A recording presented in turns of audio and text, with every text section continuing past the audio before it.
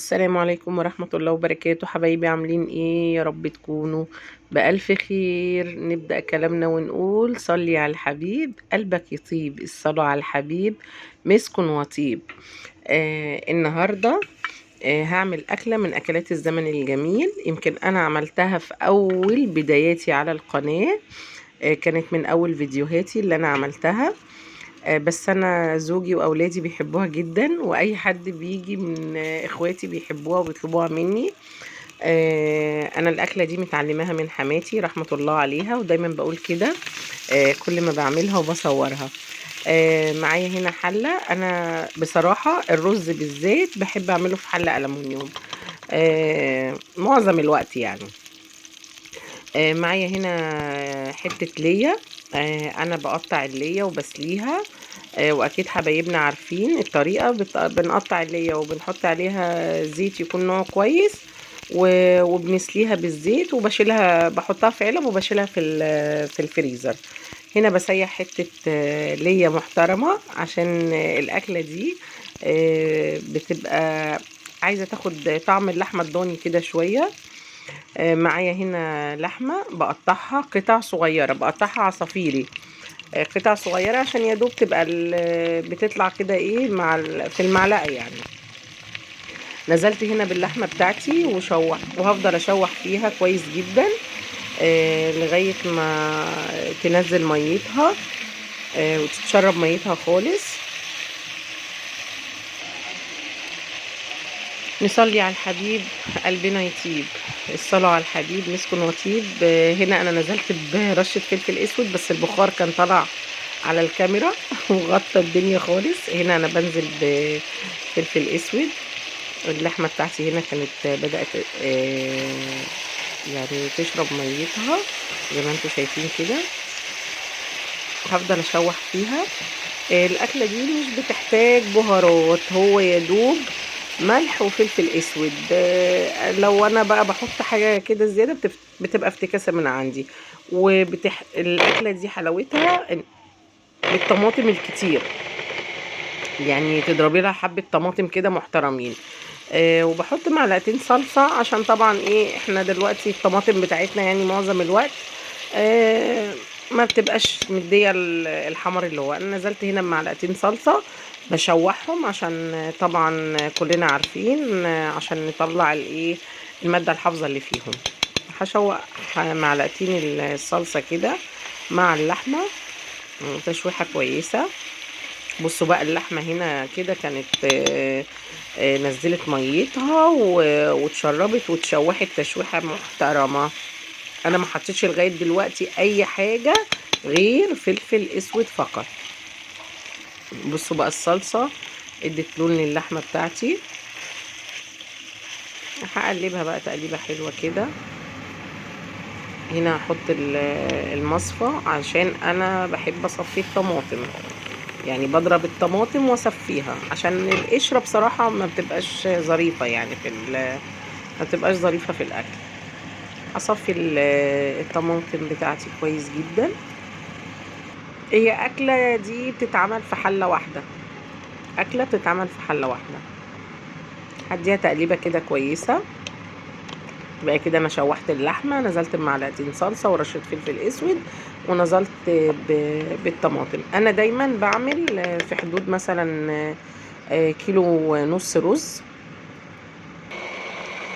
فبحط له مثلا كيلو ونص رز دول ممكن احط لهم مثلا يعني كيلو ونص طماطم، 2 كيلو طماطم، لان انت بتسيبيها تتسبك خالص زي ما تحبي. انا بحب احط لها طماطم كتير. هنا كده نزلت كده خلاص بالطماطم بتاعتي كلها اللي انا ضربتها، وهسيبها بقى لما تتسبك كويس.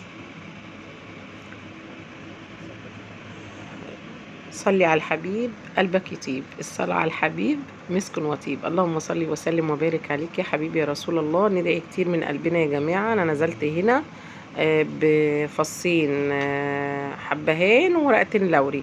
دي افتكاسة من عندي انا بصراحة. حماتي ما كانتش بتحط لها اي حاجة غير رشة الملح والفلفل الاسود فقط لا غير.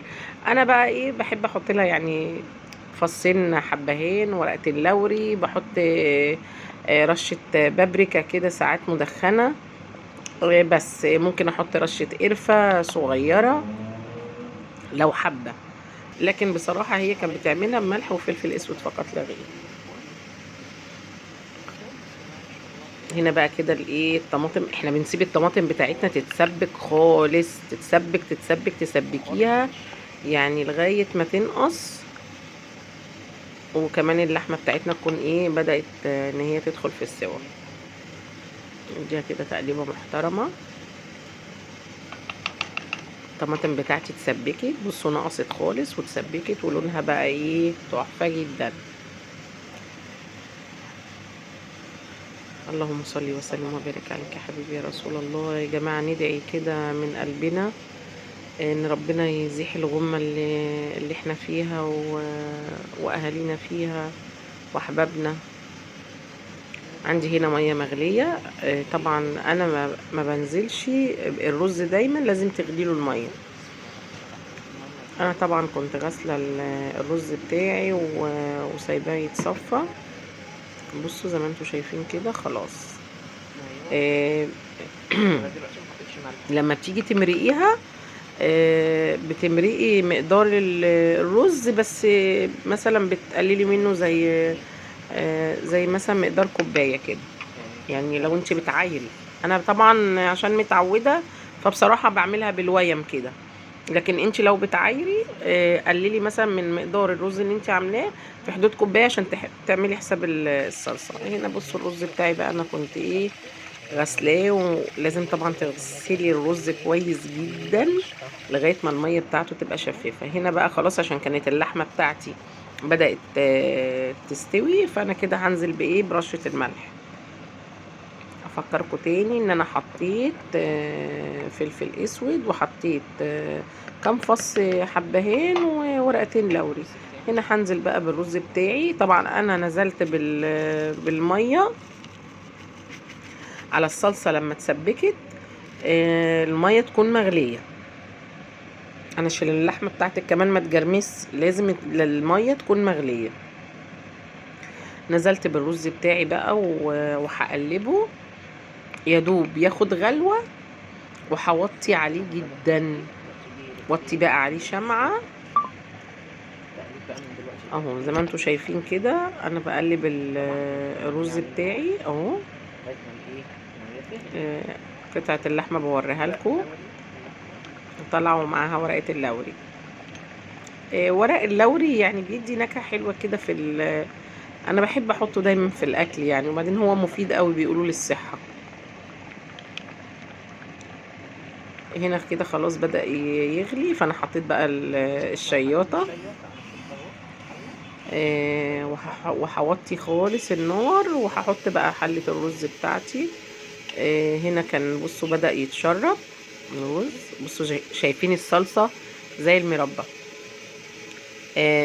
اما يتشرب من حين لآخر بديله تقليبة بشوكة اللي انتوا شايفينها دي، اللي هي بروحين يعني، اللي هي ليها شوكتين اتنين، اللي هي بنطلع بيها الفراخ والسمك وكده عشان يبقى مفرفر معاكي. شايفين بصوا بسم الله ما شاء الله. واللحمه بدات، اللحمه طبعا بتبقى معظمها بتطلع على الوش، فانا بديله تقليبه كده وتتوزع جوه الرز. طبخه سهله جدا وسريعه جدا وطعمها تحفه جدا جدا جدا. اعمليها عيلتك هتحبها، ولادك وزوجك واخواتك وكل اللي هياكلها من ايدك هيحبها جدا وهيطلبوها منك دايما. طولت عليكم.